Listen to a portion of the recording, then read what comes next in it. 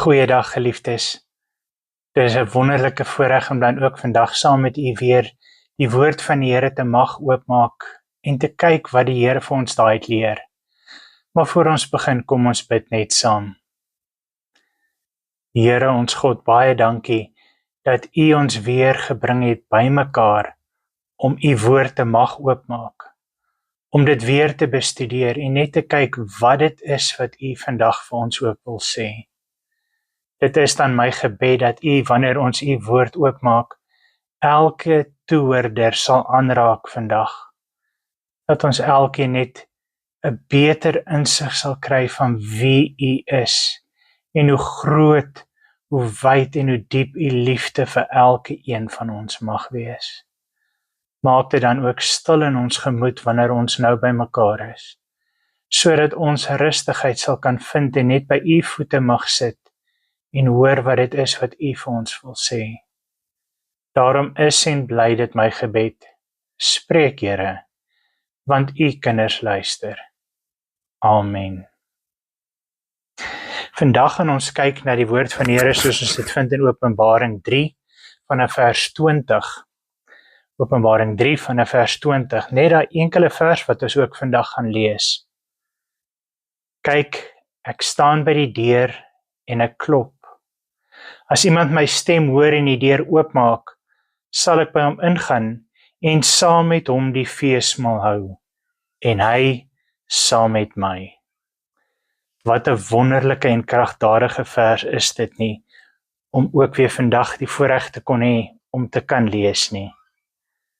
Geliefdes, verlede keer het ons saam gepraat oor die betekenis om 'n Christelike lewe te lei. Die pragtige vrug van die Gees waarna ons gekyk het, wat in ons lewens wil groei, die liefde, blydskap, vrede, geduld, vriendelikheid, geloof, goedheid, sagmoedigheid, selfbeheersing. Ons het gesien dat hierdie nie 'n prestasie is wat ons deur ons eie kragte kan bereik nie. Nee, dis al manier wat ons dit kan uitlewe, is deur gekoppel te wees aan die ware wingerdstok. En dan sal sy Gees ook lewend kragtig deur ons vloei en die vrugte sal voortbring. Maar vandag wil ek 'n bietjie dieper grawe. Vandag wil ons praat oor die deurslaggewende vraag wat by die hart van die nuwe lewe lê. Hoe bly ons werklik aan hom verbonde? Hoe maak ons die deur oop sodat sy Gees en sy lewe volledig in ons kan woon en deur ons kan vloei en vrug dra? Ons teks vandag kom uit Openbaring en dit is een van die mees roerende beelde wat ons in die woord van die Here kry. Dis nie 'n preek vir ongelowige mense wat die geskryf was nie. Die boodskap was juis hier in hierdie tyd gerig aan die gemeente in Laodicea, aan mense wat reeds deel van die kerk was. En tog staan Jesus buite en hy klop. Hy klop by die deur van elke een van hulle se harte ook. En dalk vandag by joune en myne ook. Daai klop, die roepstem van die liefdevolle God. Kyk, ek staan by die deur en ek klop. Let op die beeld wat Jesus gebruik. Hy staan nie hier soos in die ou tydse films wat ons kan sien, hierdie groot kastele wat omring is en hy kom daar met 'n stormram op die voordeur afgestorm om dit af te breek, om homself in te forceer nie. Hy skree nie van ver af nie. Hy's naby. Hy staan geduldig. Hy klop. Dis die beeld van 'n God wat ons vryheid so diep respekteer, dat hy homself beperk tot 'n uitnodiging. Hy wil nie inbreek in jou lewe nie. Hy wil homself daarin forceer nie. Hy wil hê jy moet hom soos 'n gas kan innooi, maar selfs meer as 'n gas. Hy wil hê jy moet hom nooi om die Here van jou lewe te kan wees. Waarom moet hy klop? Omdat die deur van ons harte net van die binnekant af oopgemaak kan word. God het ons geskape met 'n vrye wil. Hy het ons nie gemaak om soos marionette te wees wat hy net die toukie trek en dinge moet gebeur nie. Hy het vir ons 'n wil gegee. Maar om kinders te wees wat uit vrye liefde na hom moet kies, is 'n opsie wat ons het. En daarom sal hy nooit inbreuk maak nie. Waar hy nie welkom voel of nie welkom is nie, sal hy hom nie indwing nie. Maar hy staan nog steeds by die deur. Hy klop, geduldig, liefdevol, dog dringend, maar nooit opdringerig nie. En wat is die klop wat jy hoor? Miskien is dit daardie stille ontevredenheid in jou hart. Die besef dat daar moet meer wees in hierdie aardse bestaan as net hierdie alledaagse gejaagdheid na wind. Miskien is dit die herinnering aan 'n belofte wat jy miskien al lank terug aan die Here gemaak het om hom te volg. Dalk is dit 'n versie wat jy hoor wat weer opduik en jou laat wonder. 'n Preek wat jou getref het, miskien 'n lied wat jou ontroer het. Miskien is dit die leegheid na 'n sonde wat jy gedink het jou sou bevredig en nou voel jy steeds net leeg. Vir party van julle klop die Here nou al vir jare lank.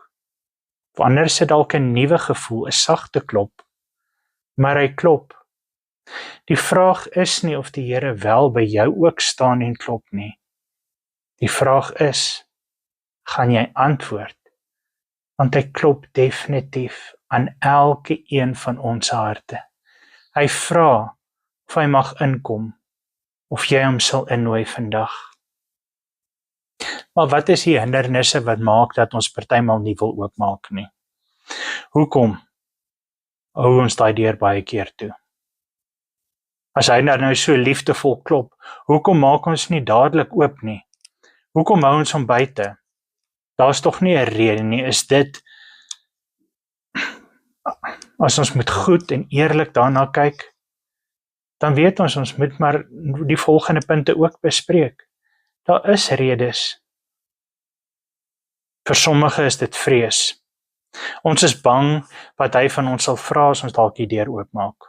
Ons is bang, want sê nou hy wil hê ons moet dinge verander wat ons nie eintlik wil laat gaan op hierdie stadium nie. Ons is bang vir die prys van disippelskap, want dit mag dalk van ons iets vra.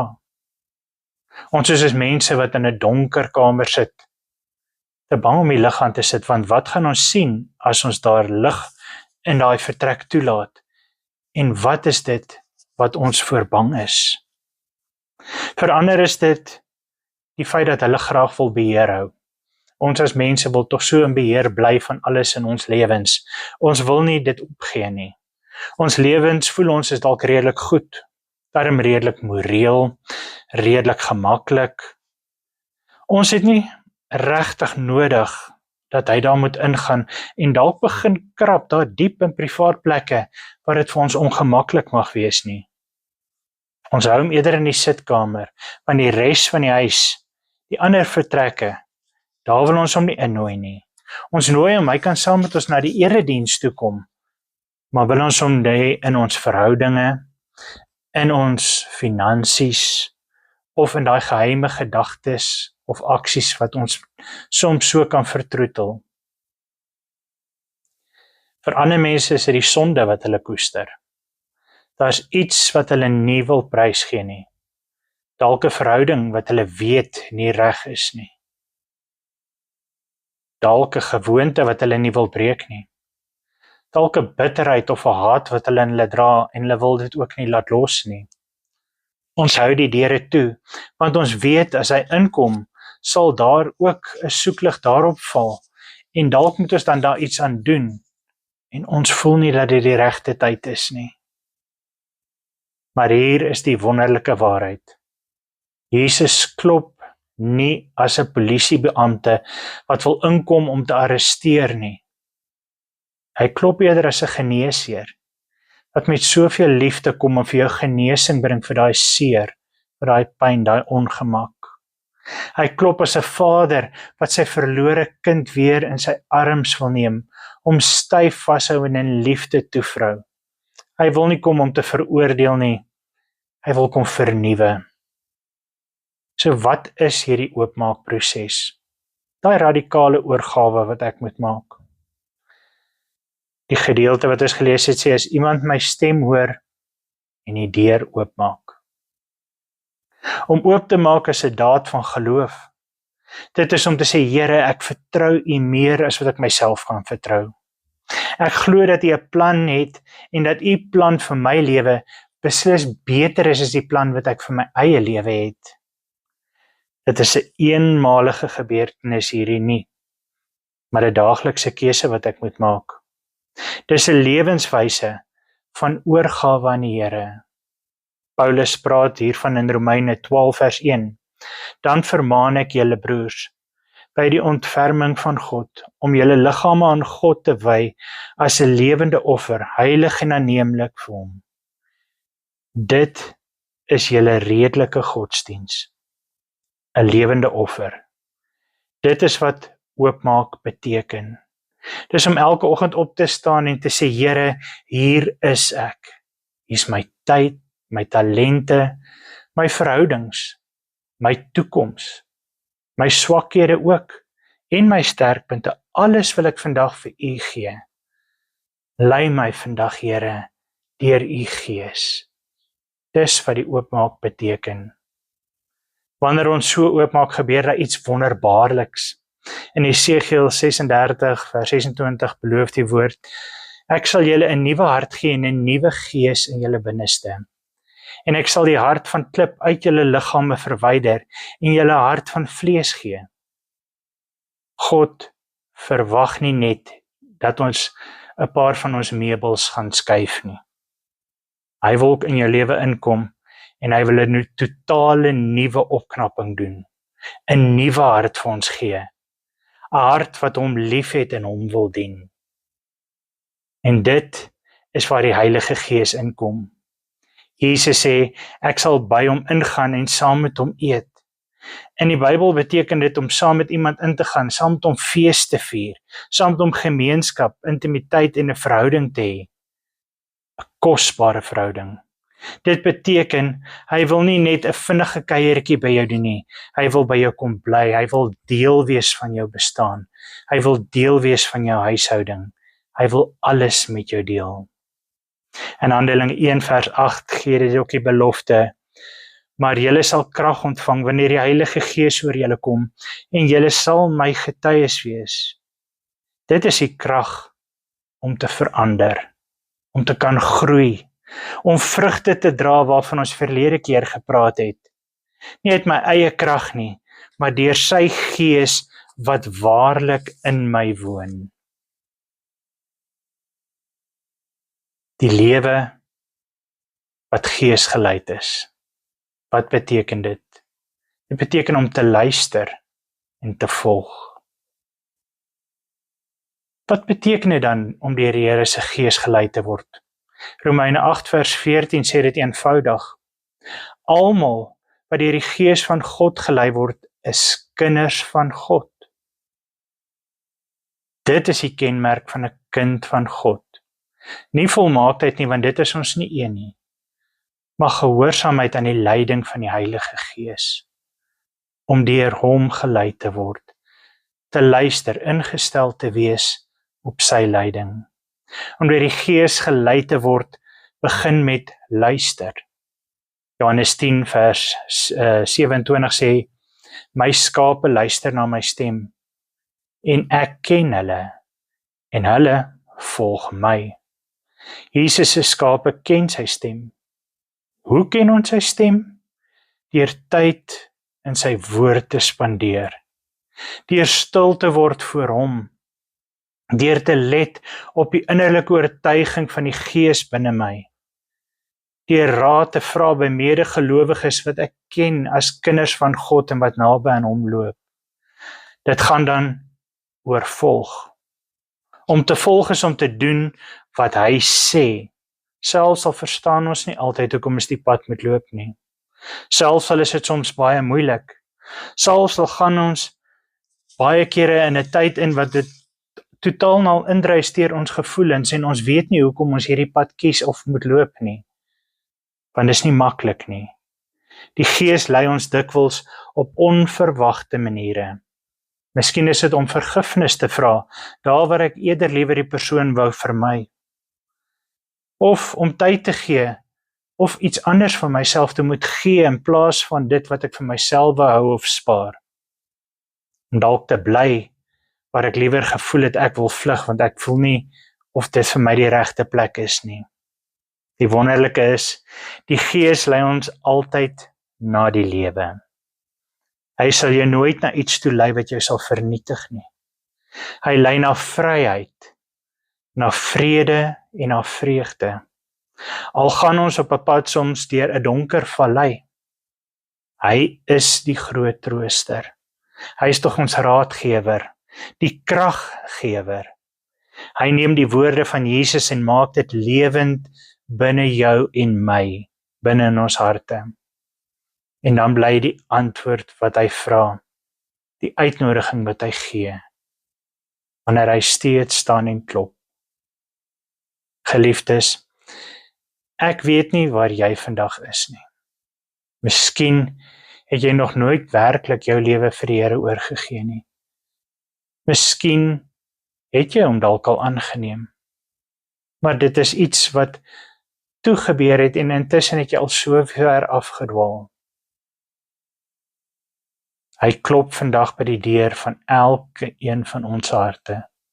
En hy sê, kyk, ek staan by die deur en ek klop. Wil jy nie ook my laat inkom nie? Wil jy nie oopmaak om my in te nooi nie?